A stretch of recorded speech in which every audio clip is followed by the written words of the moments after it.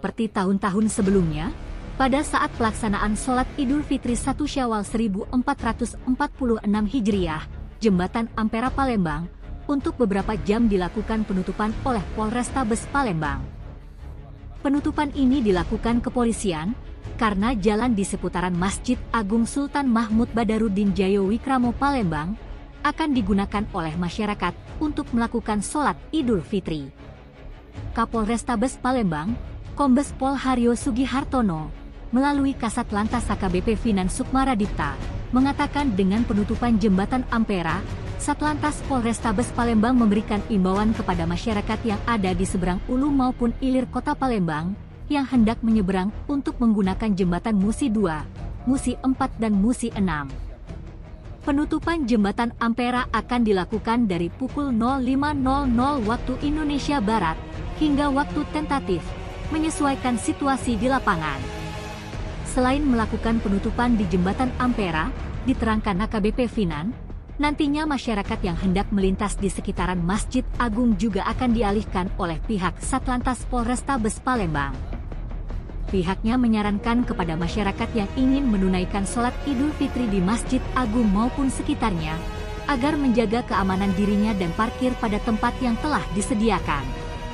Untuk lokasi parkir yang telah disediakan Satlantas Polrestabes Palembang bersama Dinas Perhubungan, yakni di sepanjang Jalan Kolonel Atmo, Jalan Rustam Effendi, Jalan Masjid Lama, Jalan Beringin Janggut, Jalan RSA Kagani, Jalan Sudirman, hingga Pasar Cinde. Sholat Id. Ya, sholat Id. Untuk sholat Id nanti penutupan Jembatan Ampera mulai pukul berapa? Oke, baik, terima kasih. Jadi untuk pelaksanaan sholat Id pada tahun ini, yaitu rencana dari kami dari Polrestabes Palembang akan melaksanakan penutupan jalur di pukul 5.00, di mana jalur yang mengakses ke arah Ampera dari arah Jenderal Ahmad Yani, Jenderal Sudirman, kemudian Merdeka, dan juga dari Pelaju, dan juga beberapa titik kita tutup dari pukul 5.00 demi memudahkan para masyarakat yang akan mengakses sholat di daerah wilayah Masjid Agung maupun di Amperanya. Dan juga dari Polrestabes Palembang juga sudah berkoordinasi dengan instansi terkait dari Dinas Perhubungan untuk beberapa lokasi parkir sudah disiapkan, di antaranya di sepanjang Kolonel Atmo, kemudian di Rustam Effendi, Kebumen Darat, Masjid Lama, Beringin Janggut, Tempuruk Permai, Akagani, Jalan Merdeka, dan Sudirman mengarah ke Cinde. Jadi beberapa spot lokasi parkir tersebut sudah ada petunjuk dari petugas maupun R4 maupun R2.